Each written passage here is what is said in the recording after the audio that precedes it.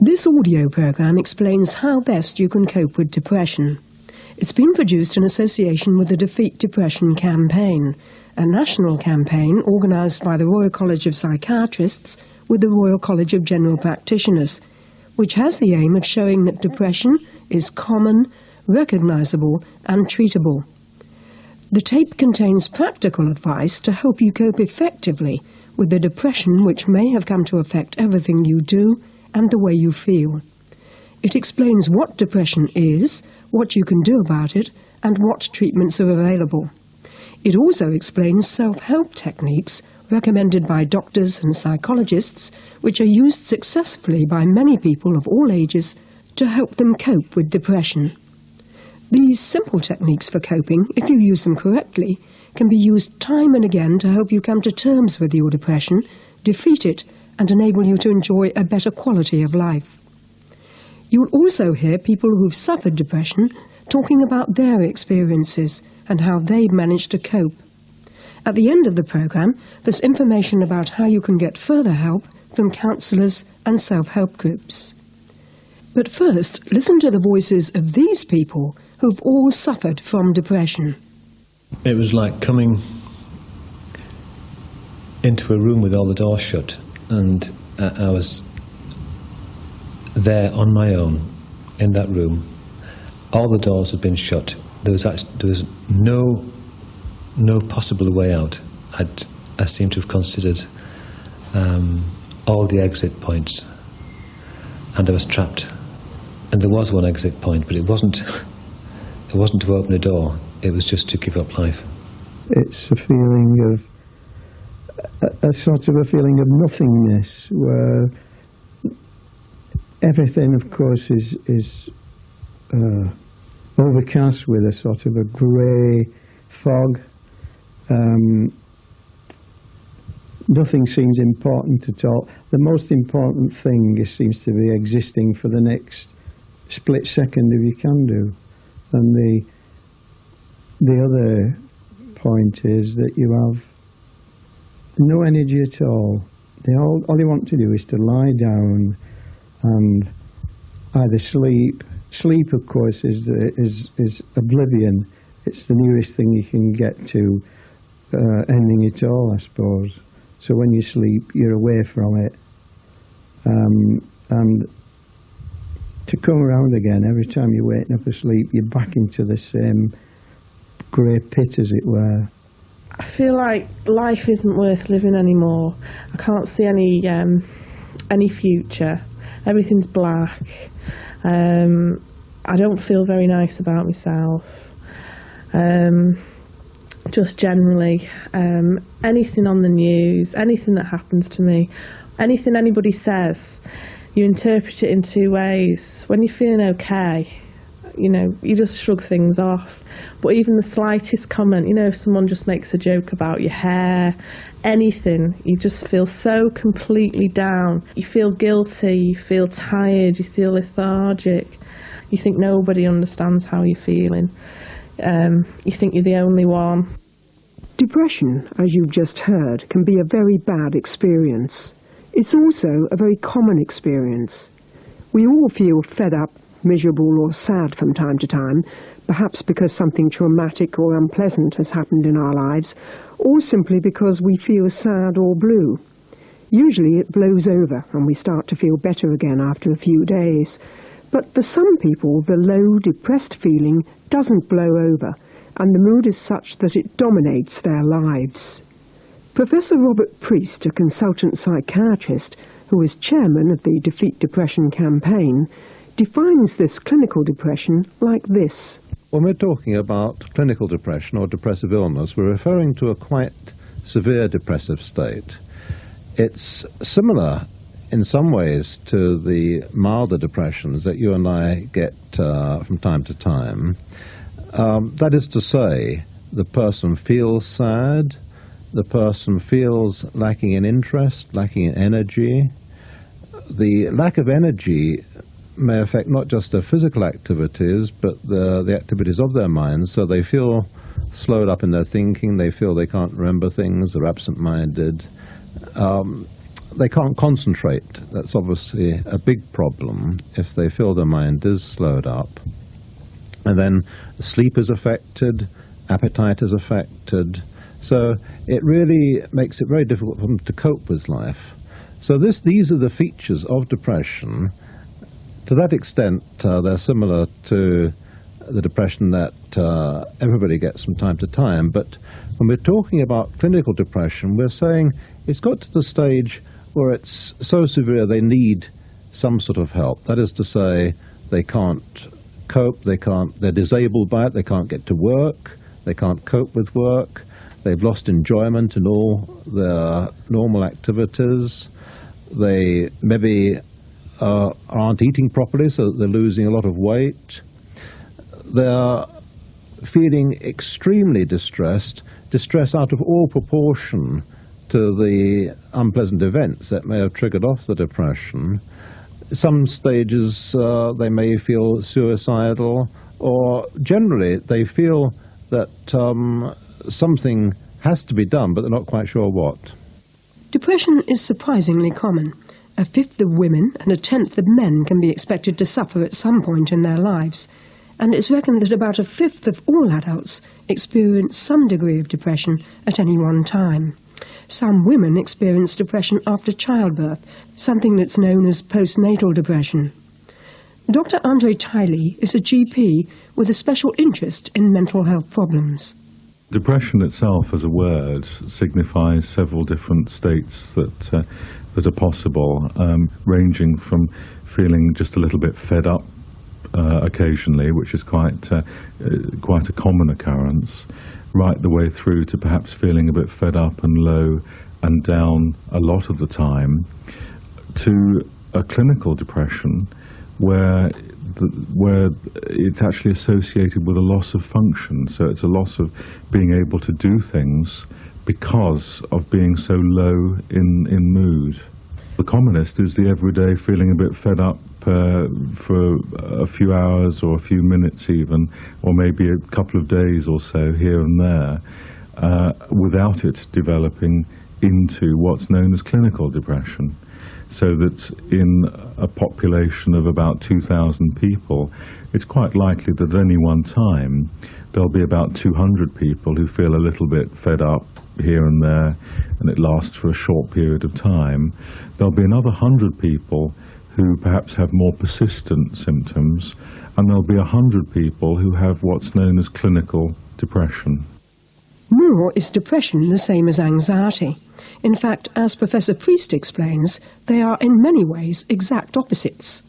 Anxiety is a sort of unpleasant feeling that we get when we think that something nasty is going to happen to us, or there's the possibility of something nasty is going to happen to us. Depression is the emotion that we get when something nasty has happened to us. We're quite sure it's happened to us, we know it's happened to us, and we're sad as a result. So how can you be sure that you're suffering from depression? There are certain characteristic symptoms described in detail here by Dr. Tiley that can give you, your family, or your doctor a clue. The symptoms of clinical depression are primarily a low mood. So first and foremost, it's the person feeling low, fed up, miserable, unhappy, and irritable as well very often, for much of the time, so most of every day for more than, say, a couple of weeks or so. And that's very often accompanied by the person feeling that they've lost interest and they've lost motivation in the things that they normally enjoy doing. So, for example, social activities, the person feels unable to socialise, they feel perhaps unable to work as well as they would normally be able to. And it can also affect sexual contact as well, so that a loss of interest in sex is another feature. As well as those two prime features of depression, there are several other symptoms that people can experience, and amongst those are a change in appetite or a change in weight. Now, appetite and weight can be decreased as well as increased, so it's quite possible sometimes for people who are depressed to actually eat more and put on weight, whereas classically everybody knows that people, when they get depressed, lose weight and lose their appetite, so they don't enjoy food. The next symptom to consider is a change in sleep patterns, so that when somebody is depressed, it can affect their sleep in several ways. Firstly, it can cause a reduction in sleep, so that the person has difficulty either in the beginning of the night, so getting off to sleep is very difficult, or in the middle of the night, so that the person feels restless or even can't sleep in the night, so has to get up and walk about, perhaps go and make a cup of tea or something.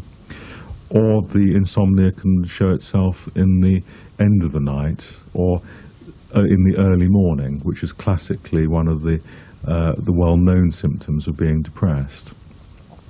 But as well as insomnia, it's quite possible to have increased sleep as well, so that the sleep can go the other way, so that sometimes people, when they're depressed, feel the need to sleep for an hour or two, perhaps each night, more than they would usually do so.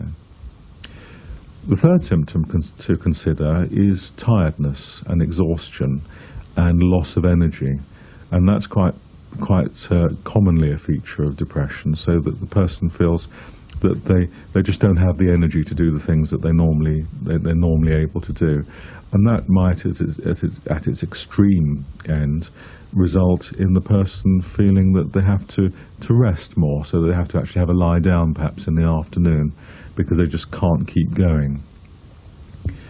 The next symptom is a loss of concentration, so that a loss of mental ability to actually do the things that normally would be quite easy, like, for example, reading a newspaper article or watching a TV program right the way through. And so that the person, as well as losing their ability to concentrate on what's going on, very often finds that they forget things, so that they become absent-minded and they forget things that they've agreed to do, perhaps, or where they've put things. And this can often be also associated with an indecisiveness, so that it's very hard to make key decisions about things, or even just everyday decisions about what to cook, for example, or what to do. Very simple everyday decisions.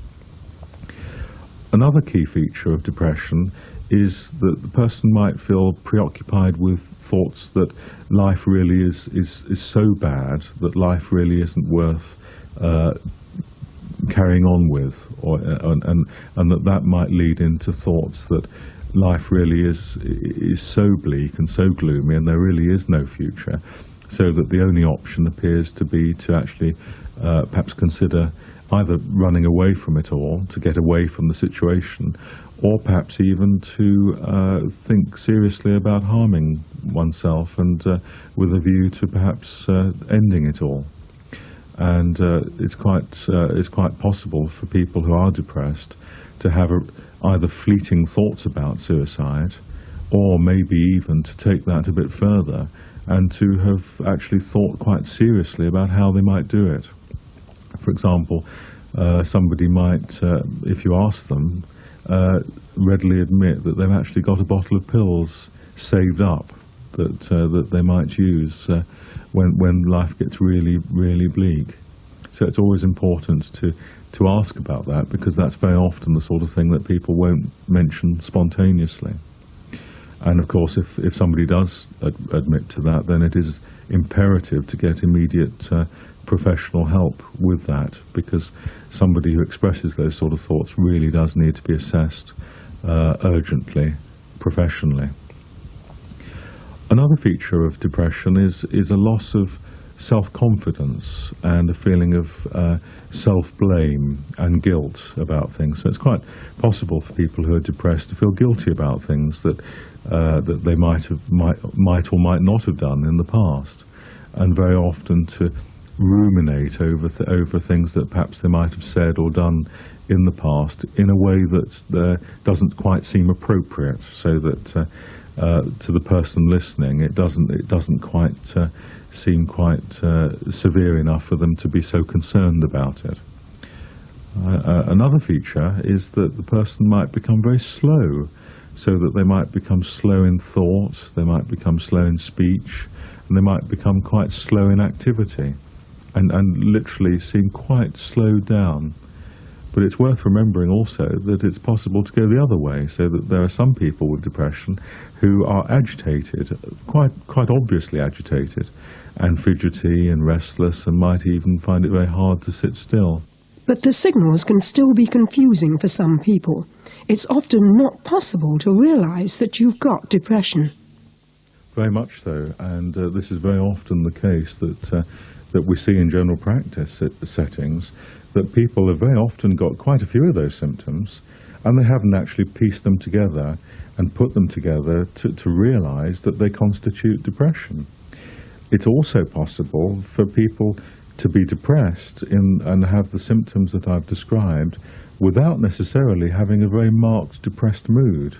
So that if somebody has got just a little bit of loss of interest in things, and perhaps weight loss, an appetite change, and tiredness, they probably are depressed, but they might not realise it because they don't feel that they've got a very low mood.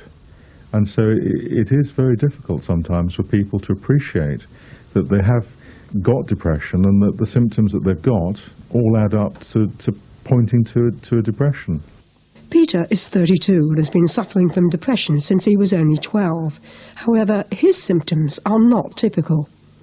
There's a lot of physical symptoms. You know, my body just won't function properly, but I don't become suicidal or lose insight into what's happening in the real world or anything. It's just very painful physical symptoms, such as loss of appetite, weight, you can't sleep properly, you don't feel like going out, and that's how it's affected me personally. My mood is affected to a degree, but not as bad as a person who is suicidally depressed.